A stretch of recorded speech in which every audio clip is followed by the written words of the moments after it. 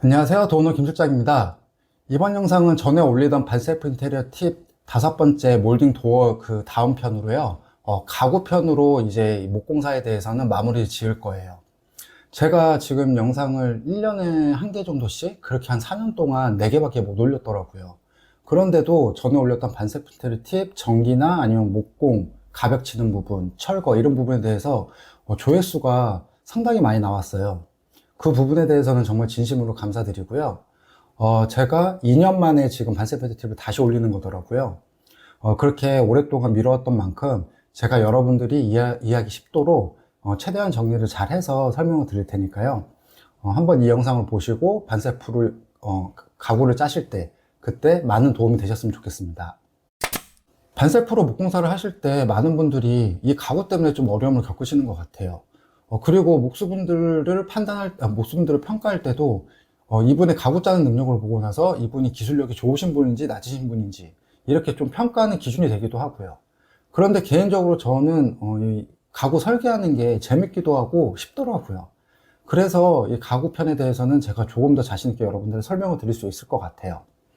어쨌든 여러분들이 이렇게 설계를 해놔야지만 반장님한테 어떻게 짜달라고 말씀을 드릴 거고, 그리고 자재 준비를 해 놓으실 수 있으신 거잖아요.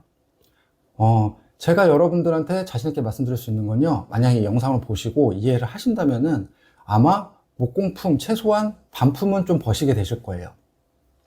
지금 목공 인건비가 28만 원이니까 반품이면 14만 원이 되겠죠? 이렇게 단순하게 계산해서 말씀드리는 거지만, 보통 이렇게 가구 짤 때 목공반장님하고 상의하고 의논하고 그 다음에 설계를 하는데 시간이 생각보다 많이들 걸려요. 그런데 그 부분을 줄이실 수가 있는 거예요. 가구는 보통 하루에 공정이 다 끝납니다.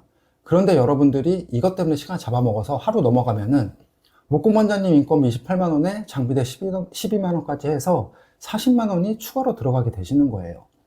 그런 부분이 있다 보니까 이 영상을 꼭 처음부터 끝까지 빨리 감기 하지 마시고요. 그렇게 천천히 보시고 나서 이해를 100% 하신다면은 여러분들한테 아마 목공사 가구편에 대해서는 큰 도움이 되실 겁니다. 제가 설명드릴 거는요, 일단 상업 공간에서 제일 많이 목공사로 가구를 짜는 카운터, 이 카운터로 한번 예시를 들어서 설명을 드려볼 거예요. 그리고 같은 가구를 짜더라도 방법이 좀 틀릴 수가 있는데요. 저는 조금 일반적으로 많이 짜는 방법, 그리고 짱짱하게 짤 수 있는 방법, 이렇게 설명을 드릴 거고요. 그리고 예시로 설명을 드리는 거기 때문에 여러분들이 쉽게 이해할 수 있도록 조금은 간단하게 좀 카운터를 짤 수 있는 디자인으로 예시를 들어드릴 거예요. 그런데 여러분들이 이 영상을 100% 이해를 하신다면은 제가 장담하는데 응용하는 데는 별 어려움이 없으실 겁니다. 그럼 바로 시작하도록 하겠습니다. 가로 사이즈는 5m인 5000mm 공간에 사람이 지나다닐 수 있는 통로를 900mm로 잡고 나머지 4100에서 카운터를 짜도록 하겠습니다. 그리고 가구의 총 높이는 950mm로 잡도록 하고요. 폭은 800mm로 짜겠습니다. 보통 많이 짜는 규격이라고 보시면 돼요. 이렇게 카운터를 짤 때는 가구는 크게 세 가지로 나눠서 볼 수 있는데요. 일단 가구에서 제일 위에 위치하고 있는 상판과 그리고 수납을 할 수 있는 중간 부분인 몸통, 마지막으로 이 가구의 무게를 지탱해주고 불규칙한 바닥과 수평을 잡아주는 하지가 있습니다. 그렇다면 이제 가구 사이즈의 기준을 잡아볼까요? 그 전에 먼저 대부분 다 아시겠지만 혹시나 모르시는 분들을 위해 외경과 내경의 차이부터 간단히 설명드리겠습니다. 외경은 어떤 사물을 봤을 때 그 사물의 두께를 포함한 것으로 말 그대로 사물의 밖에 사이즈 기준으로 그 길이를 잴 때 그걸 외경이라고 하고요. 내경은 당연히 반대겠죠? 역시 말 그대로 사물의 안쪽을 기준으로 사이즈로 측정할 때 내경이라고 합니다. 쉽죠? 이 정도는. 그럼 당연히 외경 사이즈가 가장 큰 부분이 전체 사이즈의 기준이 되겠죠. 이 상판, 몸통, 하지 중 가로와 폭이 가장 넓은 것은 어떤 것일까요? 옆면은 1대1로 맞출 것이기 때문에 가로 사이즈는 상판과 몸통 그리고 하지가 똑같겠죠. 그리고 폭은 상판은 앞뒤로 몸통보다 살짝 키워서 지지를 빼야 팔을 기대기가 편하고, 몸통은 하지보다 커야지만 카운터에 사람이 섰을 때 하지 쪽으로 사람의 발이 들어갈 수 있는 여유가 생기겠죠. 그렇다면 폭은 가장 긴 사이즈인 상판을 기준으로 조금씩 몸통과 하지를 줄이면 되는 거죠. 그러면 이제 매우 간단하게 상판과 몸통 그리고 하지의 가로와 폭의 사이즈가 나옵니다. 먼저 상판은 가구의 총 외경 사이즈가 가로 4100mm, 폭은 800mm니까 똑같이 4100mm, 800mm로 제작을 해야겠지요. 그리고 몸통은 말씀드렸다시피 옆면 1대로 똑같이 갈 거라고 했으니까 와이드는 상판과 같이 4100mm가 될 거고요. 폭은 상판 길이를 앞뒤로 15mm씩만 뺀다고 하면 15mm씩 양쪽을 합치면 30mm가 되고요. 상판 폭 사이즈 800mm에서 300mm를 빼주면 몸통의 폭 사이즈는 770이 나오게 되는 거죠. 그럼 몸통의 가로와 폭 사이즈는 4100mm에서 770mm가 됩니다. 그리고 마지막으로 하지의 가로 사이즈는 역시 마찬가지로 4100mm가 될 것이고요. 폭은 발이 들어갈 수 있도록 상판과 몸통보다 더 작아져야 된다고 말씀드렸죠? 저는 몸통보다 100mm씩 들어갈 수 있도록 하겠습니다. 그럼 몸통 폭 사이즈는 770mm에서 저는 100mm씩 양쪽으로 200mm를 빼면 이 570mm가 되겠죠. 그럼 하지는 4100mm에서 570mm가 나옵니다. 자, 그럼 이제 높이만 계산하면은 각 부분의 외경 사이즈 설계는 끝납니다. 각 부분의 높이를 알려면 역시 전체 높이에서 역으로 가야겠죠. 먼저 상판과 하지의 높이를 먼저 정해야 몸통의 높이가 당연히 나오겠죠. 상판은 집성목 몰바우 중 두께 15T짜리로 마감한다고 하고 하지의 높이는 발이 걸리지 않도록 100mm로 잡겠습니다. 그럼 총 높이 950mm에서 상판 15mm와 하지 100mm를 빼면 835mm가 나오죠. 이걸로 그럼 각 부분의 사이즈가 다 나온 거예요. 상판은 가로 4100mm, 폭 800mm, 높이 15mm로 제작을 하면 되고요. 몸통은 가로 4100mm, 폭 770mm, 높이 835mm로 짜고요. 하지는 가로 4100mm, 폭 570mm, 높이 100mm로 짜서 이것들을 맨 밑에서부터 하지, 몸통, 상판 순으로 제작해 나가면 되는 거예요. 정말 쉽지 않아요? 아마 초등학생도 할 수 있을걸요, 이 정도는? 그럼 이제 중학생 레벨로 넘어가겠습니다. 여러분들이 각 부분에 대하여 조금 더 디테일을 아셔야지만 자재를 선택하고 자재를 계산하여 자재 발주를 목공사 시작 전에 미리 준비해 놓으실 수 있으시겠죠. 이것도 매우 간단합니다. 왜냐면 딱 세 가지만 준비하시면 되거든요. 상판은 이미 집성목 몰바우로 정했으니 패스하도록 하고요. 필름을 붙일 베이스판이 판재 MDF와 하지를 짱짱하게 해줄 각재인 한치각만 있으면 되거든요. 그럼 이제 자재 선택은 끝났으니까 자재 수량만 파악하면 끝납니다. 만약 제가 올린 반세 인테리어 팁 목공사 편 중 가별편부터 먼저 보신 분들이라면은 훨씬 빠르게 이해할 수 있으실 거니까요. 먼저 보시는 걸 좀 추천드리고요. 그래도 제가 다시 한번 복귀하는 부분도 있고 그렇게 좀 설명을 잘 드릴 테니까요. 이 영상만 보시더라도 가구를 발세하시는 데는 크게 어려울 것은 없습니다. 그럼 공정 순서대로 하지에 필요한 자재 수량부터 볼게요. 하지에는 각재인 한치각과 MDF가 필요합니다. 자재 수량 계산할 때는 무조건 밖에서 안으로 계산을 해야 편하고 좀 더 빠르게 계산할 수 있습니다. 그럼 하지에는 MDF가 한치각보다 밖에 있으니까 MDF부터 계산을 해야겠죠. 우리는 이미 하지의 외경 사이즈를 다 계산해 놓았습니다. 그걸 토대로 계산을 하시면 돼요. 제가 목공사 가별편을 보신 분이라면 이해가 빠를 거라고 말씀드린 게 여기에 이유가 있는데요. 거기서 썼던 판재 산출 공식을 여기서도 똑같이 활용을 할 거거든요. 그래도 그 가별편을 못 보신 분들을 위해서 다시 한번 설명을 드릴 거고요. 그리고 가별편을 보신 분들도 잊어버릴 수 있으니까 간단하게 복귀할 겸 설명을 다시 한번 드려보도록 하겠습니다. 판재 자재 산출 공식은 자재가 들어가는 총 시공 면적에서 자재 면적을 나눠주고 그 겹수를 곱해주면 된다고 말씀드렸습니다. 여기서 지금 설계하는 가구는 모두 한 겹이기 때문에 겹수는 빼고 측판 같은 경우에는 여러 장이 들어갈 거잖아요. 양쪽에 두 장만 들어간 게 아니고 그 가운데도 들어가기 때문에 그 몇 장 들어가는지 그 개수만 계산을 하시면 되는 겁니다. 그러니까 겹수 대신 장수를 계산하시면 되는 거죠. 그럼 먼저 MDF 자재가 시공되는 면적부터 아셔야겠죠? 우선 앞에 들어가는 것부터 계산하면은 4100mm에 앞뒤로 들어가야 하니까 8200mm의 길이가 필요하고 옆판으로 들어가는 거는 MDF 두께가 15T니까 앞뒤의 두께를 합치면 30T가 나옵니다. 그럼 외경 사이즈는 570에서 300을 빼면 540mm의 사이즈가 두 개 필요하겠죠. 그러면 총 1080mm의 길이가 필요합니다. 그럼 이 길이를 다 더하면 9280mm가 되고요. 지금 구하려는 값은 MDF의 총 면적이라고 말씀드렸죠. 그렇다면 높이인 100mm를 이 길이에서 곱해야겠죠. 그럼 총 MDF의 시공 면적인 92만 8000이라는 값이 나옵니다. 여기서 이제 이 총 면적에서 MDF 자재의 면적을 나눠주면 끝입니다. MDF는 온장인 자재 면적이 2440에 1220으로 나오기 때문에 92만 8000이라는 총 면적에서 자재 사이즈는 2440에 1220을 나눠주면 되는 것이죠. 소수점은 첫 번째 자리까지만 계산해 주시면 되고요. 그럼 0.3이라는 값이 나오고 자재는 소수점으로 판매하지 않기 때문에 무조건 올림을 하셔야 한다고 말씀드렸었습니다. 그럼 한 장이 필요하다는 결론이 나오는 것이죠. 조금 복잡해 보이실 수도 있는데요. 지금 드린 설명은 처음 보여드리는 계산이기 때문에 단계별로 설명해 드려서 그렇지 한 번에 공식을 대입하면 아주 간단해집니다. 그리고 이렇게 다른 부분도 자재 산출을 한다면은 이제 몸통이나 상판이나 판재 계산이 아주 쉬워집니다. 조금 있다가 제가 몸통이랑 이렇게 상판 설명드릴 때 보시면 아실 거예요. 엄청 쉽다라는 거를요. 그러면 먼저 하지에 들어가는 한 치각부터 자재 산출을 마저 끝내도록 하겠습니다. 그럼 한 치각 계산을 해보겠습니다. 그런데 보통 목공사를 할 때는 가구만 짜는 것이 아니고 가벽을 치는 경우도 많기 때문에 그냥 가벽 치고 남은 한 치각을 공사하시면 되는데요. 가구만 짜는 경우도 있고 만약에 한 치각이 거의 안 남았을 그럴 경우도 있기 때문에 이 부분도 한번 보여드리고 지나가겠습니다. 한 치각은 30, 30에 3600 사이즈로 나오는 각재이기 때문에 면적이 아닌 그냥 3600인 길이만 생각하시면 됩니다. 그리고 판재 공식과 똑같이 길이만 계산해 주시면 되는 거죠. 한 치각은 MDF 안에서 잡아주는 각재니까 당연히 MDF의 내경 기준으로 치수를 재야겠죠? 그래서 제가 아까 밖에 있는 자재부터 계산을 해야 편하고 빠르다고 말씀을 드린 거예요. 그래야지만 MDF의 내경 사이즈가 바로 한 치각의 외경 사이즈가 되기 때문이죠. 그럼 이 사이즈에서 MDF의 두께만큼 빼면 간단히 나오겠죠? 먼저 MDF의 계산은 샘플로 한 단계씩 천천히 한번 보여드렸으니까요. 지금부터는 빠르게 각 치수를 한 번에 공식에 대입해서 계산하도록 하겠습니다. 그럼 우선 긴 쪽부터 계산을 하면은 4100에 15T씩 두 면을 빼면 한 치각은 4070이 나오겠죠. 그리고 짧은 쪽 한 치각은 역시 MDF 두께만큼 30mm를 빼주고 여기에 긴 쪽 한 치각의 두께인 30T씩 역시 양쪽으로 빼주면은 60mm를 더 빼야 되니까 540에서 총 90mm를 빼주면은 450mm가 나옵니다. 그리고 긴 쪽 한 치각이 4개, 짧은 쪽 한 치각이 4개씩 들어가니까 이 데이터를 전부 한 번에 공식에 대입하면 5.05가 나오고요.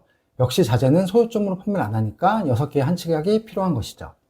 그런데 문제는 한 치각의 경우 밴딩 현상 때문에 12개 묶음으로 한 단씩 판매를 하므로 만약 여러분들은 가구를 짜는데 6개를 쓰고 다른 목공사에 쓸 일이 없다면 아깝지만 나머지 6개는 버리셔야 돼요. 그럼 왜 이렇게 머리 아프게 그냥 한 단만 사라고 하지 계산하는 방법을 가르쳐주냐 이렇게 말씀하실 수도 있는데요. 여러분들이 이런 가구를 한 개를 짜실 수도 있지만 2개 아니면 3개도 짜실 수가 있잖아요. 그러니까 이 한 치각 한 치각을 구하는 방법을 알고 계셔야지만 내가 한 단을 발주를 시킬지 2단을 발주시킬지 아실 수 있으시겠죠. 그렇기 때문에 이 한 치각도 자재 계산하는 공식을 알고 계시면은 훨씬 더 유리해지는 겁니다. 자, 이것으로 하지에 들어가는 MDF와 한 치각 자재 계산은 끝났습니다. 이제 몸통 자재 계산을 해보겠습니다. 몸통은 MDF만 계산하면 되겠죠. 몸통은 크게 네 부분을 계산하시면 되는데요. 상하지판, 그리고 뒷판인 우라판, 측판, 선반 이 순서로 공식대로 계산하시고 자재 수량을 다 합치면 되겠죠. 무조건 이 순서대로 계산하셔야 됩니다.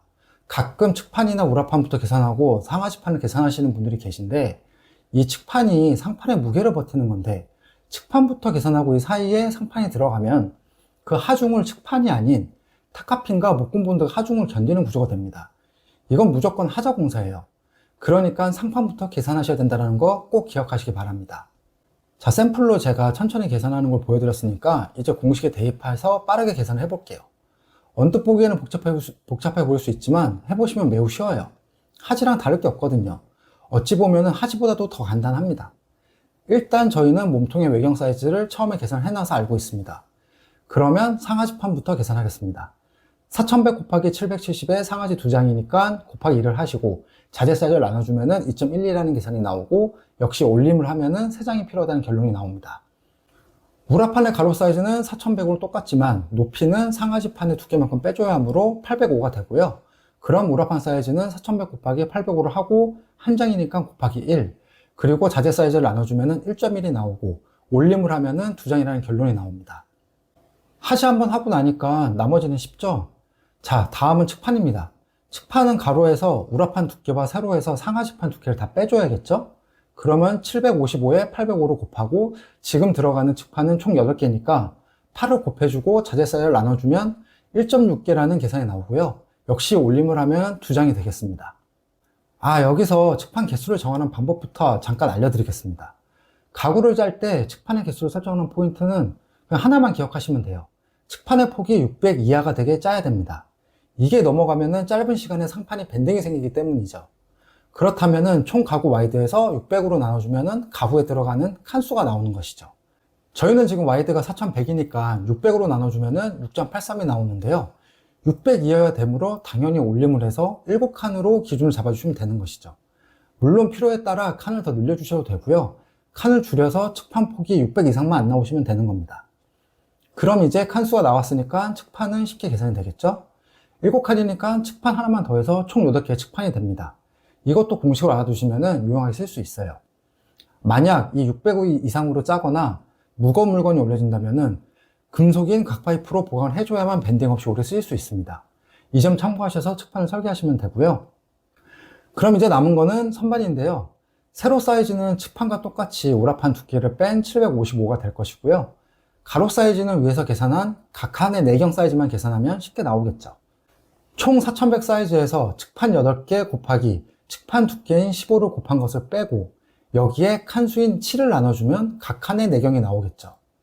재단은 당연히 소수점까지 할 수 없으니까 소수점 떼고 568이라는 계산이 나오고요.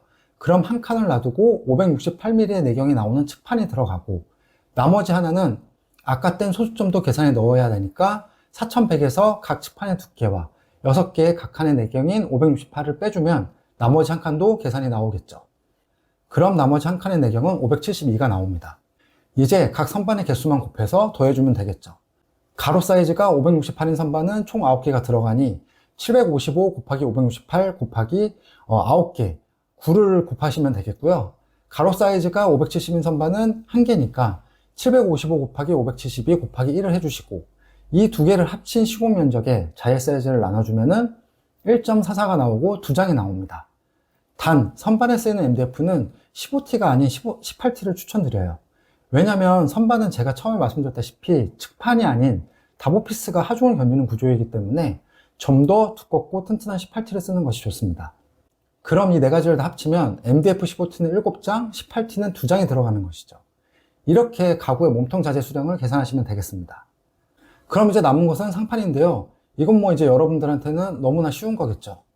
4100 곱하기 800을 하시고 집성모 몰바우 자재 사이즈는 2300에 910을 나눠주시면 1.5가 나오고 2장이라는 계산이 나옵니다. 자, 그럼 이제 가구 자재 수량 계산이 다 끝났습니다. 그럼 여러분은 하지에 들어갈 한치각 한 단과 하지와 몸통에 들어갈 MDF 15T 8장, 선반에 들어갈 MDF 18T 2장, 그리고 상판에 들어갈 집성모 몰바우 15T 2장을 가구 공사를 하기 전날이나 공사 당일 새벽에 목수분들이 오기 전에 준비해 놓으시면 되는 거예요. 아, 그리고 MDF는 밀도에 따라서 일반 MDF, 중밀도 MDF, 고밀도 이렇게 있는데요. 당연히 밀도가 높을수록 튼튼하겠죠. 그러니까 조금 비싸더라도 무조건 가구는 고밀도 MDF로 발주하시고요.